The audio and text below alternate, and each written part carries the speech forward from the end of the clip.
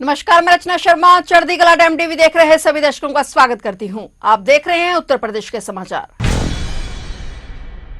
उत्तर प्रदेश के प्रयागराज जिले में गंगानगर के फाफामऊ थाना क्षेत्र में एक कोल्ड स्टोरेज के अचानक ढह जाने से 4 श्रमिकों की मौत हो गई, जबकि 14 श्रमिक घायल हो गए। अधिकारियों ने जानकारी दी। जिलाधिकारी मनीष कुमार वर्मा ने मीडिया को बताया कि कोल्ड स्टोरेज ढहने की घटना में 4 लोगों की मौत हुई है, जबकि घायल श्रमिकों की संख्या 14 हो गई है, जिनका उपचार एसआरएन अस्पताल में जारी है। उन्होंने कहा कि जिला प्रशासन, पुलिस, एसडीआरएफ और अग्निशमन विभाग की टीम घटनास्थल से मलबा हटाकर लोगों को तलाश कर रही है। कोल्ड स्टोरेज का मालिक अंसार अहमद नाम का व्यक्ति है, जो समाजवादी पार्टी का पूर्व विधायक है। वहीं पुलिस इस घटना के लिए जिम्मेदार दोषियों के खिलाफ सख्त कार्रवाई की बात कह रही है। बता दें कि जब कोल्ड स्टोरेज अचानक भर-भराकर ढह गया तो उसमें अमोनिया गैस का रिसाव होने लगा, जिससे क्षेत्र में अफरा तफरी मच गई। प्रधानमंत्री नरेंद्र मोदी ने प्रयागराज में इस घटना पर दुख व्यक्त करते हुए कहा कि इस मुश्किल घड़ी में प्रभावित लोगों और उनके परिजनों के साथ मेरी सहानुभूति है। प्रधानमंत्री राष्ट्रीय राहत कोष से मृतकों के परिजनों को 2-2 लाख रुपए और घायलों को 50,000 रुपए की सहायता राशि दी जाएगी। वहीं सीएम योगी ने भी इस घटना पर दुख जताते हुए जिला प्रशासन के अधिकारियों को घायलों का समुचित उपचार कराने के निर्देश दिए हैं।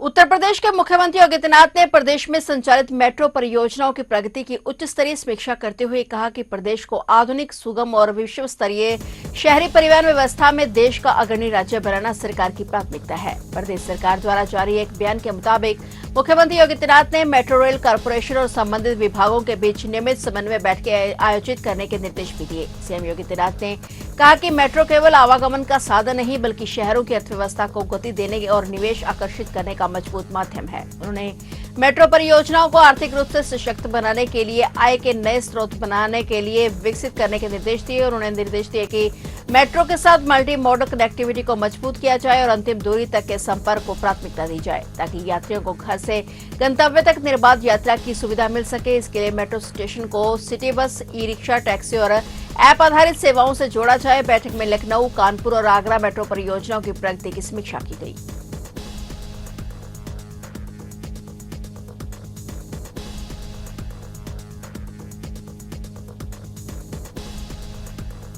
उत्तर प्रदेश मंत्रिमंडल ने गोरखपुर के चिलुआ ताल में 20 मेगावाट क्षमता का फ्लोटिंग सोलर प्लांट स्थापित करने के प्रस्ताव को मंजूरी दी है। मुख्यमंत्री योगी आदित्यनाथ की अध्यक्षता में हुई कैबिनेट बैठक में फ्लोटिंग सोलर प्लांट स्थापित करने के प्रस्ताव को स्वीकृति मिल चुकी है। फ्लोटिंग सोलर प्लांट में सोलर पैनल जमीन पर लगाने के बजाय जलाशयों, झीलों और बांधों या तालाबों की सतह पर स्थापित किए जाते हैं। अयोध्या को राज्य की पहली सोलर सिटी के रूप में विकसित किया गया है और प्रदेश के अन्य 16 नगर निगमों को सोलर सिटी के रूप में स्थापित करने के लिए अभियान शुरू किया गया है। इसी क्रम में गोरखपुर के चिलुआ ताल में 20 मेगावाट क्षमता का फ्लोटिंग सोलर प्लांट स्थापित किया जाएगा, जिस पर कोल इंडिया लिमिटेड द्वारा काम किया जा रहा है। इससे पहले प्रदेश में 2 फ्लोटिंग सोलर प्लांट स्थापित किए जा चुके हैं, जिनमें औरैया में 20 मेगावाट और बुलंदशहर के खुर्जा में 11 मेगावाट क्षमता का सोलर प्लांट शामिल है।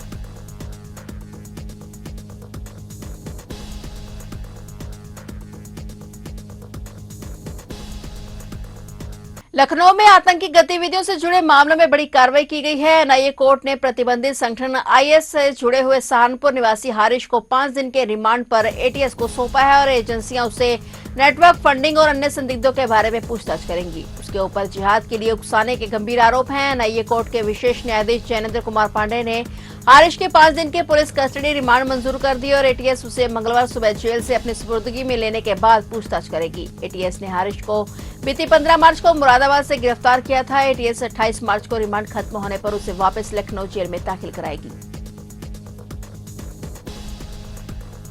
उत्तर प्रदेश की राजनीति में एक बार फिर से हलचल तेज हो गई है। अभिनेत्री और भाजपा नेता जया प्रदा की अचानक बड़ी सियासी सक्रियता ने राजनीतिक गलियारों में चर्चाओं का दौर शुरू कर दिया है। लंबे समय से सक्रिय राजनीति से दूरी बनाए रखने के बाद उनका लखनऊ दौरा और शीर्ष नेताओं से मुलाकात के संकेत दे रहा है। लखनऊ पहुंची जया प्रदा ने सबसे पहले भाजपा प्रदेश अध्यक्ष से मुलाकात की। यह मुलाकात केवल औपचारिकता नहीं मानी जा रही, बल्कि इसमें संगठनात्मक और भविष्य की रणनीतियों पर विस्तार से चर्चा होने की बात भी सामने आई है। सूत्रों के मुताबिक दोनों नेताओं के बीच करीब लंबी बातचीत हुई, जिसमें सियासी अटकलों को और हवा दे दी है। इसमें कुछ ही घंटों बाद जया प्रदा ने भाजपा की प्रमुख नेता अपर्णा यादव से भी मुलाकात की। इस मुलाकात की तस्वीरें सोशल मीडिया पर तेजी से वायरल हो गई। इसमें दोनों नेताओं को गले मिलते हुए देखा जा सकता है। यह दृश्य न केवल राजनीतिक बल्कि भावनात्मक संदेश भी देता नजर आया, जिससे कई लोग पार्टी के भीतर एकता और नई रणनीति के संकेत के रूप में देख रहे हैं।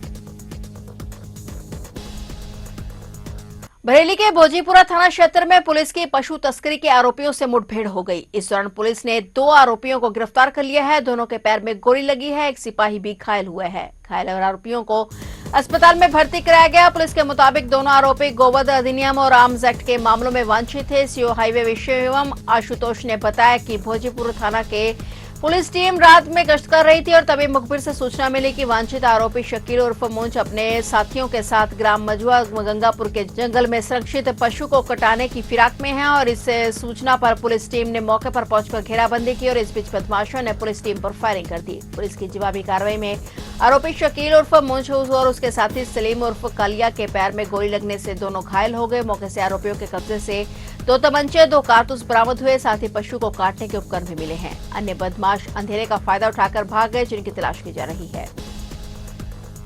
वाराणसी जिले में आज मंगलवार की सुबह दर्दनाक हादसा हो गया। यहां लहरा तारा में सिलेंडर ब्लास्ट होने से एक मकान गिर गया और इस घटना में 2 लोगों की जान चली गई, जबकि 2 लोग घायल बताए जा रहे हैं। मृतकों की पहचान 27 वर्षीय प्रीति और 30 वर्षीय ओम कुमार चौधरी के रूप में हुई है। अचानक धमाके की आवाज से पूरा इलाका दहल उठा। बाहर निकलकर लोगों ने देखा तो एक मकान ध्वस्त हो गया था। स्थानीय लोगों ने बताया कि सिलेंडर ब्लास्ट होने से मकान गिर गया, जिससे 4 लोग दब गए थे। मकान का मलबा हटाने के लिए मौके पर जेसीबी बुलाई गई। वहीं बम निरोधक दस्ता और डॉग स्क्वाड की टीम ने मौके पर पहुंचकर छानबीन की। आनंद फानन में रेस्क्यू कर सभी को बीएचयू ट्रॉमा सेंटर पहुंचाया, जहां पर भाई बहन की मौत हो गई और वहीं 2 गंभीर रूप से घायल हो गए। घटना के बाद मौके पर अफरा तफरी का माहौल हो गया। सूचना पर पुलिस और अन्य टीमों ने मौके पर पहुंचकर राहत और बचाव कार्य किया और 2 की मौत से मौके पर कोहराम मचा है।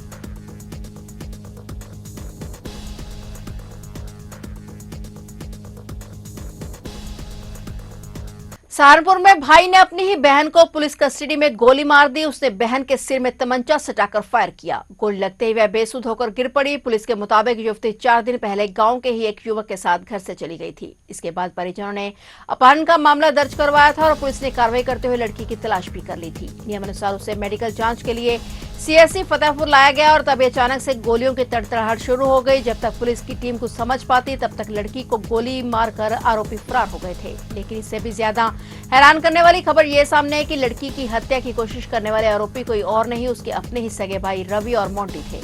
एसएसपी ने साफ किया कि आरोपियों की गिरफ्तारी के लिए दबिश दी जा रही है और जल्दी वे सलाखों के पीछे होंगे। फिलहाल अस्पताल के बाहर भारी पुलिस बल तैनात है और इलाके में तनाव को देखते हुए शांति व्यवस्था बनाए रखने के प्रयास किए जा रहे हैं।